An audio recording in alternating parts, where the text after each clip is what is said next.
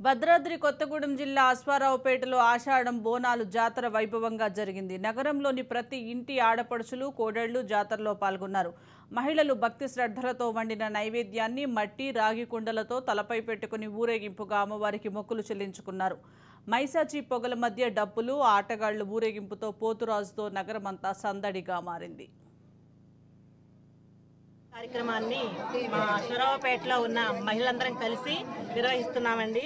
ఈ యొక్క కార్యక్రమము దేనికంటే గ్రామ దేవతలు చల్లగా ఉంటే ఊరు చల్లగా ఉంటుందని మా అశ్వారావుపేట గ్రామంలో ఉన్న మహిళలందరం కలిసి కట్టుగా చేసుకొని ప్రతి ఒక్క వీధిలో ఉన్న ప్రతి ఒక్క బజార్లో ఉన్న మహిళలందరం కలిసి నిర్వహిస్తున్నామండి. ఇది ప్రతి ఒక్క అమ్మవారు అంటే అశ్వారావుపేటలో 9 గ్రామ దేవతలు ఉన్నాయండి. ముత్తేలమ్మ, కట్టమైసమ్మ, మద్దిరావమ్మ, కంచి ముత్యాలమ్మ, వడ్ల బజార్లో ముత్యాలమ్మ, ఇలాగా 9 మంది ఉన్నారండి. ప్రతి ఒక్క అమ్మవారి దగ్గరికి వెళ్ళి మేము చీర, జాకెట్టు, పసుపు, కుంకుమ, తాంబూలము, దండ అమ్మవారికి మనస్ఫూర్తిగా భక్తులు అందరం కలిసి చాలా మనస్ఫూర్తిగా అమ్మవారికి సమర్పిస్తున్నామండి. ఇది అసలు గ్రామ దేవతలు చల్లగా ఉంటే ఊరు చల్లగా ఉంటుందనేసి ఈ యొక్క కార్యక్రమాన్ని అశ్వారావుపేటలో ఉన్న మహిళలందరం కలిసి కట్టుగా అందరం కలుసుకొని నిర్వహిస్తున్న కార్యక్రమం అండి ఇది.